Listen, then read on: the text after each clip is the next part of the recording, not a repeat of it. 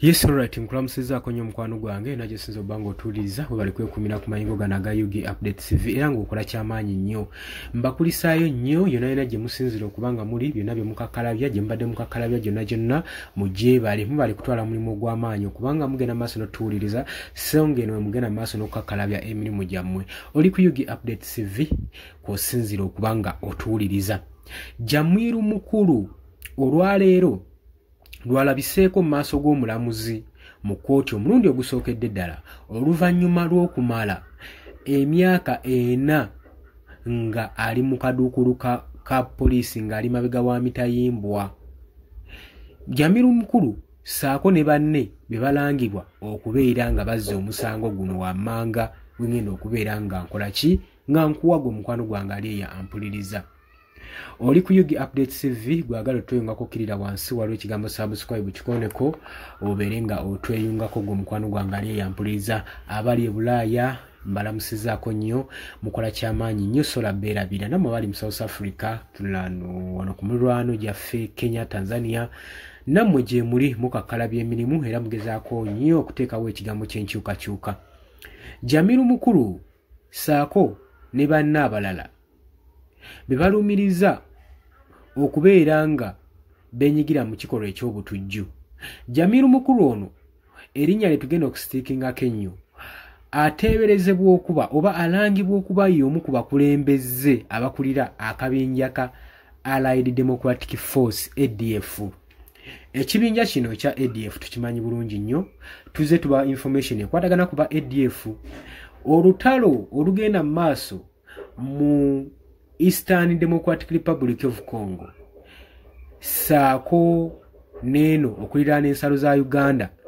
abayeekera bano aba ADF kigambibwa nti bagezaako okubanga baliisa eggwanga erya DRC saako n'erya Uganda akakanja. Gye buvuddeko emabega twalabibwako bomu nga zikubwa mu Uganda naddala ku nsalo ya Uganda saako ne Democratic Republic of Congo. Ne kigambibwa era bakola okunoonyereza nti bomu zino abazitega bakabinja ka ADF bebagezaako okubanga bakola obulumbaganyi ku ggwanga erya Uganda. Kati kye baakola gavumenti ya DRC yagenda maaso n'okutta omukago ne gavumenti yawo ne ya Uganda. Uganda esobole okubanga edeployinga amagye gaayo aga Uganda People's Defence Force mu bitundu ebya Bunia, Ituri, saako n'ebirala bingi nnyo okuliraana territories z'abayeekera bano basobole okuba nga babayigga nga babafugaza basobole okuba nga babagoba mu territories okusigala nga tebagenda maaso na kulumbagana ggwanga lya Uganda saako ne Democratic Republic of Congo. Era omwaka guno ku ntandikwa yaago endagaano yasayiningibwa era twalaba nga Muhoozi Kainerugaba akwata amagye agasoba mu 10,000 ng'agayiwa mu Democratic Republic of Congo mu bitundu ebya Bunia, Ituri, saako n'ebirala bingi nnyo okusobola okulaba nga balwanyisa abayeekera bano aba ADF. Wabula baatugamba nti nno oluvannyuma lw'okuyiwayo amagye bafuna obulumbaganyi era nga abakikola bayeekera bano aba ADF newankubadde Uganda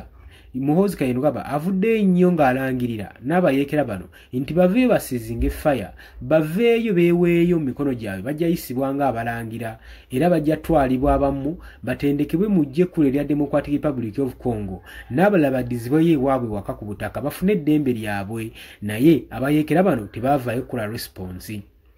Ni wakati newankubadde Jamiru mukulu yali amaze okubanga akwatiddwa era nga yakamala emyaka awajinda 5 mu kkomera nga tavangayo kukozesebwa ku musango guno. Olwaleero gwe mulundi gwe ogusoose twalibwa mu kkooti okukozesebwa ku musango guno. Abayeekera bano baasigala balumbagana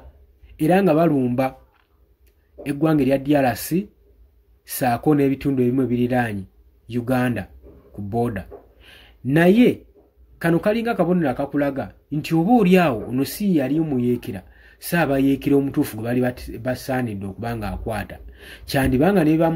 bamulanga bwemage nga womanyi ebya kkooti kubanga tusuubira nti omukulembeze ng'ono wabanga ye mukulembeze w'akabinja ako okumukwata kirina engeri ekikosaamu akabinja era akabinja katuuka ne kapondooka ye ebbanga lye bamukwatidde tebamukolangako interrogation mujja mu byama kumanya nsibuko y'abayeekera bano aba ADF gye basibuka basobole okubanga babafuggaza buli mwaka ku mwaka ne babeera nga bagenda mu maaso n'okudeployinga amagye gaffe abaana ne bafiira eyo mu bintu ebitaliimu bwereere amagye gaffe gagenda maaso n'okubanga gakolebwako ataaka tebabyogera tebalipotinga naye nga amagye gano gadeploying olw'okuba nti nno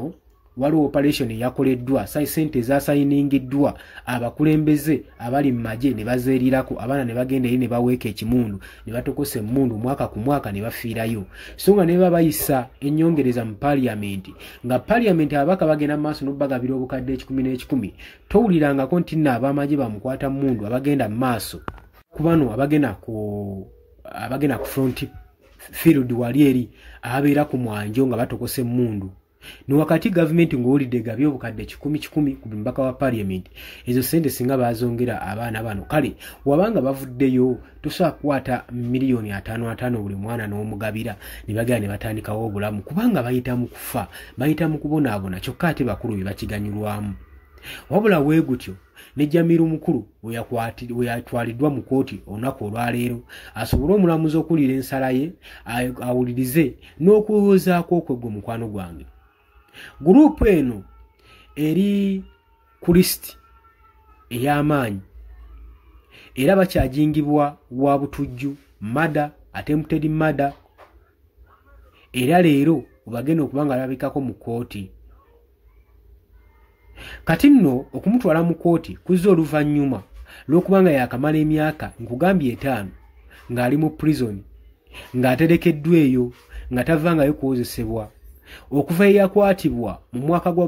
2015 mu ggwanga erya Tanzania abadde mu custody paka kati